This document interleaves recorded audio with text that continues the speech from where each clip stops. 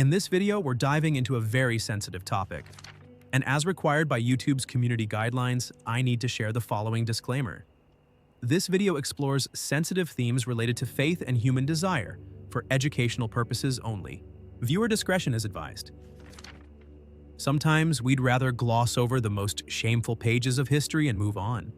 But no matter how we try to cover them up, certain secrets inevitably surface, like the massive scandal that rocked church circles after remaining unspoken for far too long. By the end of this video, we'll take a brief look at that event, one that shook religious institutions to their core. First, however, let's explore what happens when a devout person encounters desire and how suppression can affect them. Why would I care how a person of faith handles their hidden desires, you might ask? Because this scenario highlights a universal conflict we all experience, balancing what we want with what we believe we should want.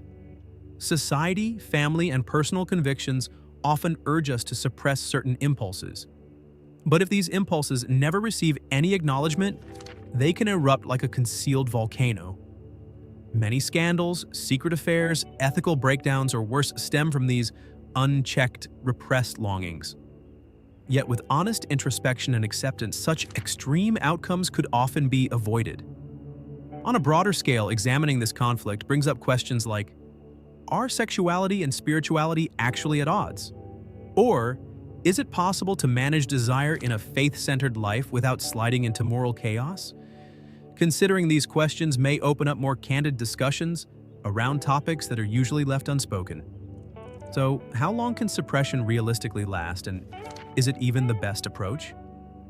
This question invites us to examine more closely the human experiences that lie beneath what we label as perfect piety. Whether you're strongly guided by faith or simply curious about how the mind works, there's one undeniable fact. Desire can be incredibly powerful, and even those who seem unwaveringly devoted to a higher power aren't entirely immune to its pull. How long can suppression really last, and is it actually the right method? Here's where it gets truly interesting. It's not just about a fleeting lapse in devotion or a single errant thought. Rather, it's about the human psyche under the weight of lofty expectations and personal vows. From the outside, everything might seem orderly. Sermons, prayers, spiritual guidance. Yet below that veneer of control, a steady undercurrent of desire could be flowing. Over time, the friction between a person's sacred commitments and that unspoken urge can ignite all manner of internal dilemmas. Freud's concept of repression suggests that the more we push certain urges away, the more insistently they can resurface, often in unforeseeable ways. People might suddenly act out of character, feel inexplicable anxiety, or experience unusually intense dreams. It doesn't automatically mean these spiritual figures have failed. Rather, it underscores the fragile balance between inherent human drives and the roles they have adopted. Carl Jung's notion of the shadow is also highly relevant here. If someone invests heavily in being virtuous or devout, the traits deemed inappropriate can get relegated to that shadow. Over time, these attributes can accumulate energy and eventually burst forth, sometimes resulting in shocking confessions or revelations. Outsiders may be puzzled. How could someone so committed make such a mistake? But from this perspective, it's less mysterious and more a reminder that no one is entirely free from basic human impulses. To be clear, this isn't about labeling religious institutions or desire itself as good or bad. It's more an attempt to spotlight a hidden facet of the human condition that surfaces wherever strong commitments and lofty ideals exist. Yes, when it spills into the public domain, it can become a scandal, but it also offers an intriguing lens on how we grapple with internal contradictions. Whether we're talking about respected religious leaders or ordinary people who strive to live by certain principles, the tug-of-war between elevated ideals and raw instincts is something most of us recognize to some degree. In the end, there's no single path or universal conclusion, just myriad human stories reflecting the tension when lofty aspirations collide with basic urges. Think of this as a window into a seldom-seen aspect of faith and psychology.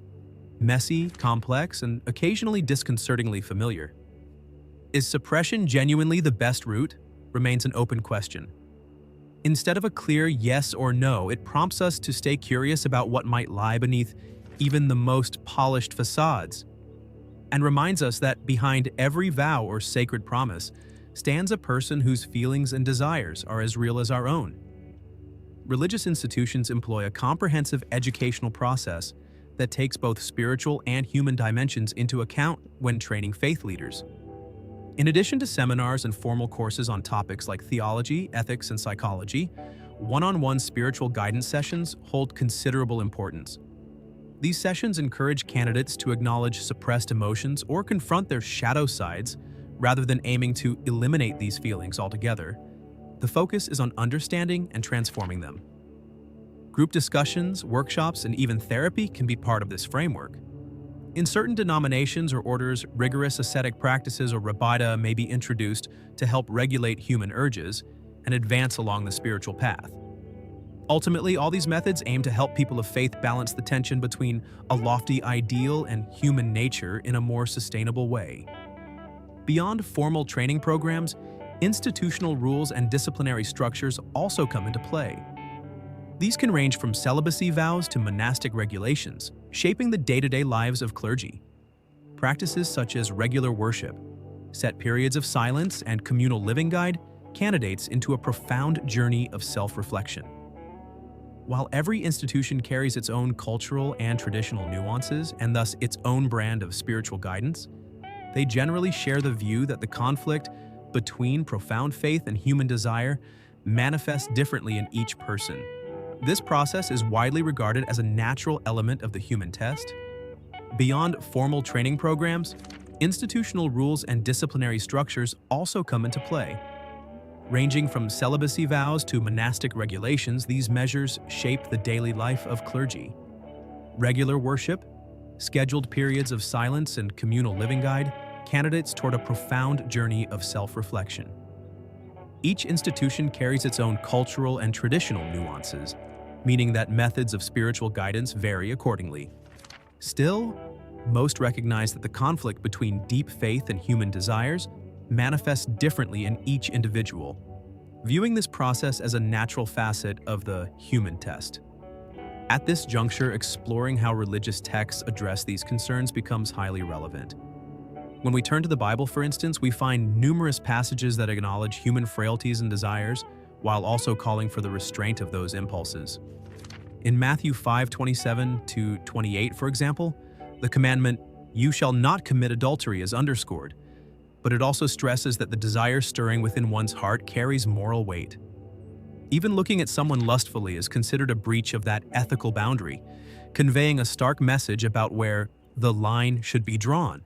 A passage frequently used by many clergy during training to emphasize the principle of guarding oneself even in thought.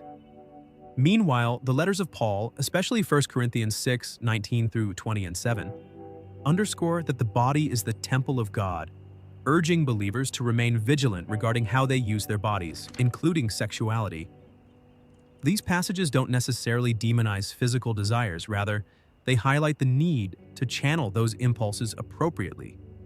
For example, 1 Corinthians 7:9 says, "It is better to marry than to burn with passion," suggesting that rather than repressing desire outright, one should integrate it in a legitimate context.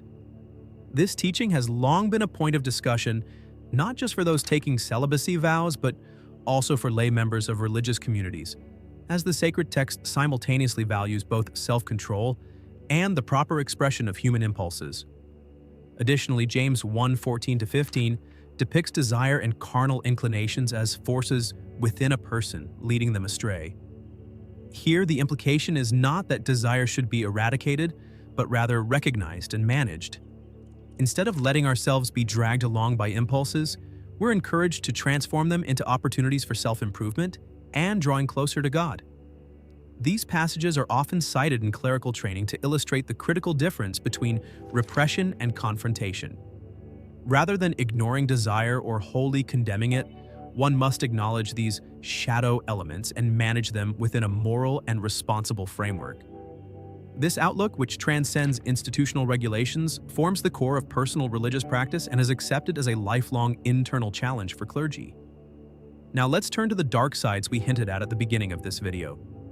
Throughout history, the juxtaposition of unwavering faith and unchecked human desire has led to profoundly unsettling episodes. In the early 2000s, one such crisis erupted when the Boston Globe exposed a far-reaching child abuse scandal involving Catholic priests, primarily in the Archdiocese of Boston. At first, many perceived it as an isolated American problem tied to a single geographic region. But as investigations widened and more survivors, spanning multiple countries and continents, came forward, it became clear that the issue was neither confined to one diocese nor one nation. The initial shockwaves revealed a disturbing pattern of systematic abuse and institutional cover-ups, ultimately sparking a global reckoning that forced the Church to confront deep-seated cultural and structural flaws. From a psychological standpoint, this scandal can be viewed as an extreme manifestation of the very principles we've discussed: the dangers of repression, the shadow lurking behind rigid facades of piety, and the destructive potential of power structures that discourage honest self-examination. Within institutions where spiritual leaders are often placed on a pedestal, the gap between the public persona of sanctity and the private world of unaddressed urges may widen. If genuine accountability is absent, if there's no safe avenue for clergy to acknowledge or manage their human impulses, those impulses can fester below the surface. Jung's concept of the shadow, for instance, becomes perilous here. Harmful traits and desires are exiled into the unconscious, only to erupt in ways that inflict lasting harm on innocence. Moreover, Freud's repression theory provides a framework for understanding how a tightly controlled environment might unintentionally foster toxic secrecy. When an institution insists on celibacy and other forms of strict discipline but fails to offer sufficient psychological support, it risks creating a culture where natural human desires are not simply sublimated but forcefully denied. In some cases, such denial can morph into abusive behavior, especially when coupled with institutional authority that deters scrutiny. The Church's hierarchical structure, historically resistant to oversight, compounded the issue. Victims were often disbelieved, or their accounts were suppressed to safeguard the institution's reputation. This cycle of abuse and concealment thrived under a system that prized outward devotion above open dialogue about personal frailties.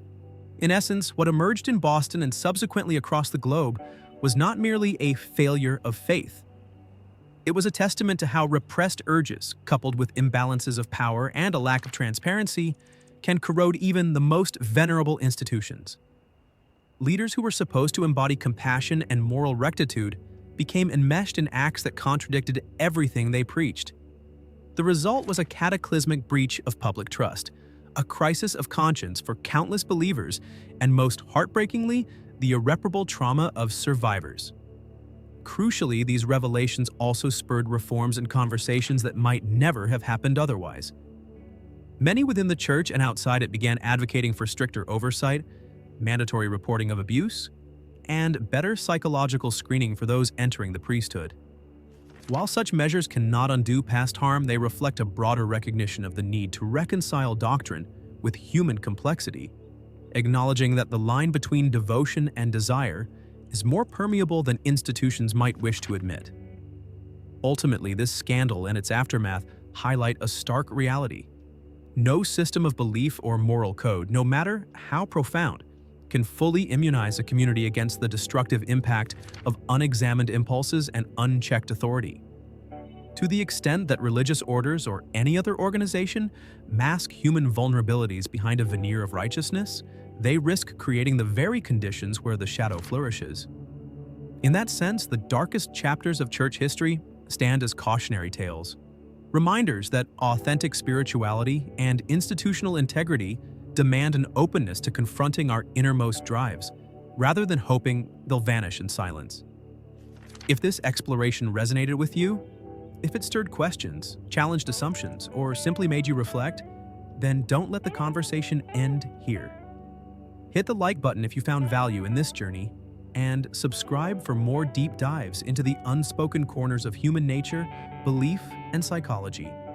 And if you feel like adding your voice, your thoughts, or even your doubts, drop a comment below. Sometimes one honest reflection can spark an entire dialogue. Until next time, keep asking, keep wondering, and most importantly, keep looking inward.